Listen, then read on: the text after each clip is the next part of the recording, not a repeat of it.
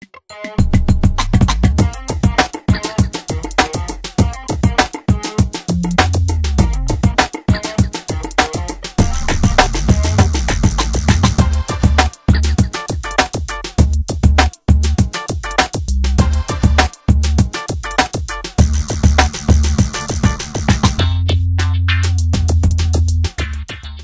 आदत है जो मेरे माँ बाप हैं दोनों, they are very very interested in reading books. तो हमेशा उन्होंने इनकरेज किया कि बोथ जोया और मैं पढ़ें, क्योंकि अगर आपको लगा कि आपको कुछ क्रिएटिव फील्ड में करना है, I think the best thing that you can do first is read and the second thing is write. I think those are the two most important things. So I have always enjoyed reading. Unfortunately पिछले सालों में इतना वक्त नहीं मिला है to read as much as I would like to and as I used to, but again whenever I get a chance to I do of course.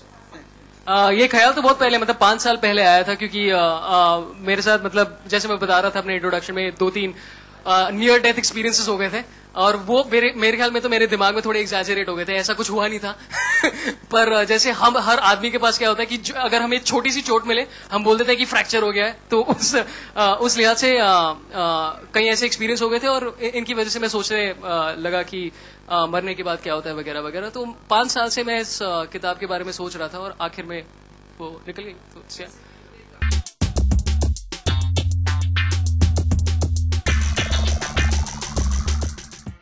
Book लिखने का नहीं, इस वक्त नहीं। जब मैं लिखता हूँ तो मेरे ख्याल में ज्यादातर स्क्रिप्ट्स आते हैं, तो it's in screenplay format, which is one kind of a book only, I guess, if you want to think of it like that.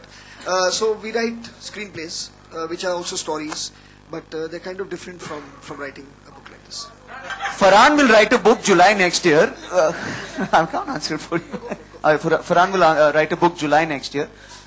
It will be set on the moon, and it will be about a vacation on the moon. So they. कैसे पता था इनको? Only he knows. It's amazing, amazing, great insight.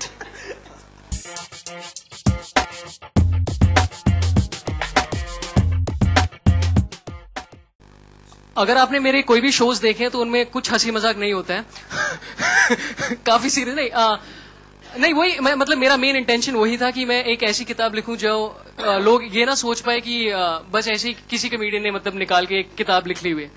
तो मैंने इसको बहुत ही सोच दिया, मैंने खुद बहुत ही सारा रिसर्च किया, कई किताबें मैंने, कई रिलीजियस टेक्स्ट वगैरह बहुत ही बार, मतलब 3 साल के लिए मैं रिसर्च ही करा था इस किताब के लिए। तो वही मेरी कोशिश वही रही थी कि मैं एक सीरियस सी किताब लिखूं जिसमें कॉमेडी वगैरह जरूर हो। तो at the end of it वो ऐसी किताब भी है जिसमें मतलब सीरियस तो जरूर है पर कॉमेडी बहुत ही ज्यादा है उसमें।